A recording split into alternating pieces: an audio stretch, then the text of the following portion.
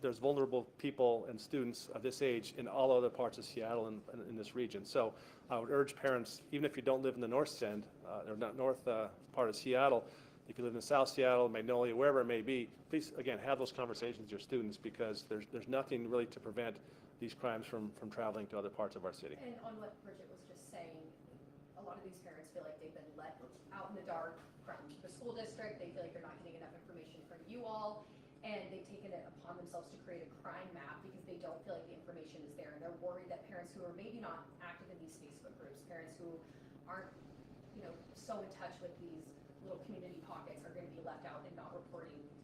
What do you say to those parents right now? Well, I would echo the concern that there may be unreported robberies out there. Again, that was part of our efforts on Monday with our crime prevention folks, is to kind of get some safety tips for students. As far as the information from the department, I mean, that's why we're here today.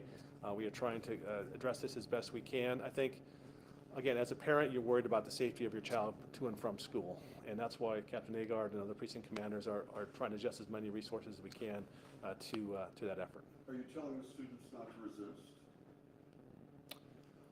That's a difficult question. I think every situation is different. Obviously, if,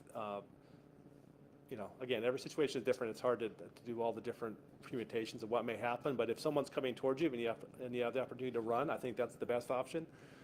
But generally resistance, especially when there's if there's a firearm involved, is not advised. Do you have any reason to believe that the teens that are doing this are students and they're attacking their classmates? The only thing we have right now is the age, so they could possibly be students, but we have no basically hard information that they are currently students. Are all the students targeted all male? Are they female? Do we have a mix? We've heard largely just a bunch of young boys. Yeah, it's generally a bunch of young boys right now, but I think that the key point, if you're a parent, is that your child walking alone, could be a victim here, and you want to give them some tools. Again, these are hard conversations for a parent to have with their preteen or teenage daughter or son, but they just have to be aware of their surroundings. If they can get a ride, that's great. If they can walk in groups of 3 or 4, that's even better. I spoke with a mom of a victim last week. Her son and his friend were attacked. They called 911. Nobody showed up. What do you say to families like that who just feel like they're being left out in the dark, like she said? Well, first of all, I would apologize if no one showed up. I don't know that particular case and why we didn't show up. We are taking this as a priority right now, and so if someone calls 911, they should get an officer to the scene to take the information from victims. So if this happens again, I would urge people to call 911 and we will respond.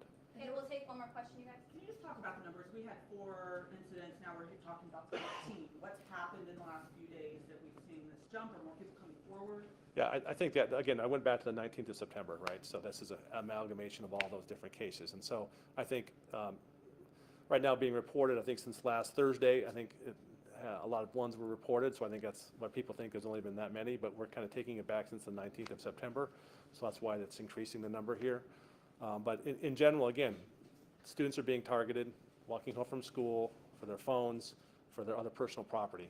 And so as much as we can ask for the public's assistance and parents' assistance to try to shrink the pool of possible victims, I think the better off we can, and it will be. And again, Sergeant Agard and her officers are out there trying to make a difference and stepping up to basically try to protect the kids of North Seattle. Are any of these stolen items ending up online or pawn shops or anything like that? That's part of the investigation. I don't have any comment on that right now. Sergeant, do you have anything to say? Captain. Captain, excuse me. Yeah. All right. No, I think that's it. No. Thank you. Are you, I just want to ask, are you tracking his phones after they're taken, or is that possible? Tracking the what? Phones, like there's a Oh, I see.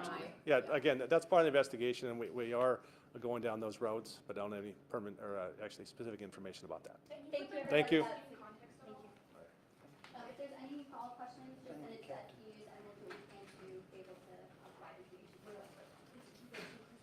Sorry, guys.